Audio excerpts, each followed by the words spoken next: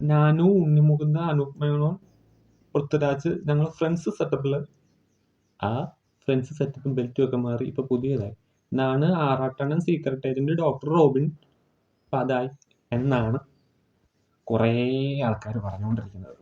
ഇതൊന്നും വേറെ പണിയില്ല. ഒരുമിച്ച് ഒരു ഫോട്ടോ ഇട്ടെന്നും പറഞ്ഞ് ഉള്ള കമൻ്റാണ് പുതിയ ബെൽറ്റ്. എന്താ ശത്രുവിൻ്റെ ശത്രു മിത്രം എന്തോണ്ട കമൻ്റ് കണ്ട എന്തോ നാടേ. ഒരുമിച്ചൊരു ഫോട്ടോ ഇടാൻ പറ്റത്തില്ലേ? അതോ ഈ സിറ്റുവേഷൻ ഇടാൻ പാടില്ല എന്ന് വല്ലതുണ്ട്?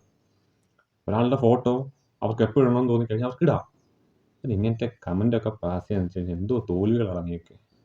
ഇനി പിന്നെ എന്താ പറയണ്ടേ, പുര കത്തുന്നിടത്ത് വാഴ വെട്ടുകയെന്ന് പറയും, അല്ലെങ്കിൽ എഴുതിയിൽ എണ്ണ ഒഴിക്കുകയെന്ന് പറയും. കുറേ എണ്ണങ്ങൾ ഇറങ്ങിക്കോളും. 3-4 ദിവസം കഴിഞ്ഞപ്പോൾ 5-ാമത്തെ ദിവസം കണ്ട് ഈ പടക്കം പൊട്ടിക്കൊണ്ടിരിക്കുന്നു. ഒരു മൂവി റിവ്യൂ കാരണം തുടങ്ങിയപ്പോൾ അല്ലാപ്പ.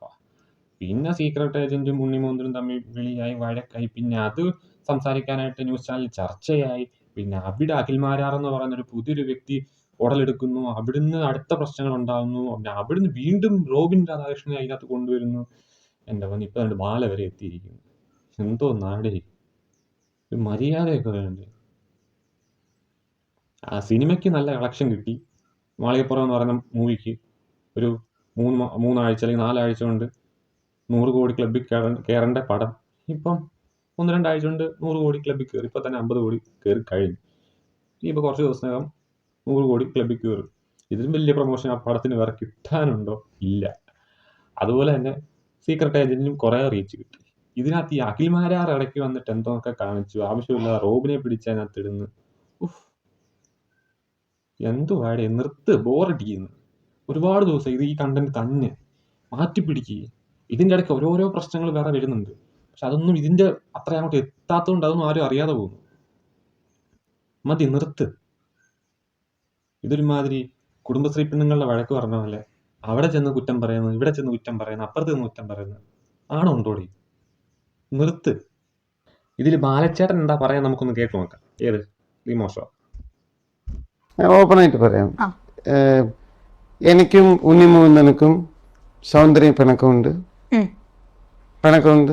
എനിക്ക് ഭയങ്കര ദേഷ്യമുണ്ട്. പക്ഷെ എനിക്കും അവനക്ക് മാത്രമാണ്. ഞാൻ അവനെ വേറെ ആർക്കും വിട്ടുകൊടുക്കില്ല. അങ്ങനെ അങ്ങോട്ട് പറഞ്ഞു കൊടുക്കണ്ട. കണ്ടോ, അണ്ണൻ അത്രേ ഉള്ളൂ. അണ്ണൻ വേറെ ആർക്കും വിട്ടുകൊടുക്കത്തില്ല. അണ്ണൻ സൂപ്പറാ.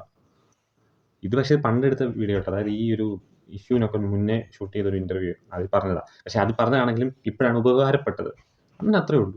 അല്ലാതെ 4 പേരെ കൂട്ടുപിടിച്ച് പുതിയ ബെൽറ്റ് ഉണ്ടാക്കിയിട്ടൊന്നും പാര കൊടുക്കേണ്ട ആവശ്യമൊന്നുമില്ല, അല്ലെങ്കിൽ പാര പണിയേണ്ട ആവശ്യമൊന്നുമില്ല. ഇതിൻ്റെ ഇടയ്ക്ക് പറയുന്നു ബാലയുടെ കറുത്ത കൈകളാണ് ഇതിൻ്റെ പുറകിൽ, ബാല സീക്രട്ട് ഏജന്റിനെ മറ്റേ പിരികേറ്റി വിട്ടതാന്നൊക്കെ പറഞ്ഞ് എന്തോന്നാണ് അത്. ഓരോ സോഷ്യൽ മീഡിയാസ് അല്ലെങ്കിൽ ഓരോ ഓൺലൈൻ ചാനലൊക്കെ പറയുന്ന കേൾക്കണം.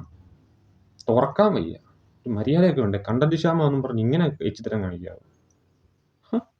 അല്ല, ചോദിക്കാനും പറയാനും ആരും ഇരുന്ന് വിചാരിച്ചു. നമ്മളൊക്കെ ഉണ്ടടി. പിന്നെ ഈ ഒരു പരിപാടി കൊണ്ട് അത്യാവശ്യം എല്ലാ യൂട്യൂബ് ചാനലിനും അല്ലെങ്കിൽ എല്ലാ സോഷ്യൽ മീഡിയ ഇൻഫ്ലുവൻസേഴ്സിനും നല്ലൊരു റീച്ച് കിട്ടിയിട്ടുണ്ട്. പ്രത്യേകിച്ച് ആ സിനിമയ്ക്ക് ഇതിലും വലിയൊരു പ്രൊമോഷൻ കിട്ടാനില്ല. ഈ ഒരു കോൺട്രവേഴ്സി കാരണം. ആക്ച്വലി അത് നല്ലൊരു പടമാണ്. അതിന് അത്യാവശ്യം റീച്ചും കാര്യങ്ങളൊക്കെ കിട്ടിയേനെ. നല്ലതായിട്ട് ഓടിയേനെ. ഈ 50 കോടിയൊക്കെ അല്ലെങ്കിൽ 100 കോടിയാണെങ്കിലും കളക്ഷൻ കിട്ടിയേനെ. പക്ഷേ ഇത്രയും സ്പീഡ് കിട്ടാൻ കാരണം ഈ ഒരൊറ്റ ഇഷ്യൂ കാരണമാണ്. എന്തായാലും കൊള്ളാം. എല്ലാവരും സന്തോഷമായിട്ടിരിക്കുന്നു, എല്ലാവരും ഹാപ്പി ആയിട്ടിരിക്കുന്നു. ഇനിയെങ്കിലും ഇതൊന്ന് മാറ്റി പിടിക്കുക കേട്ടോ. വയ്യ.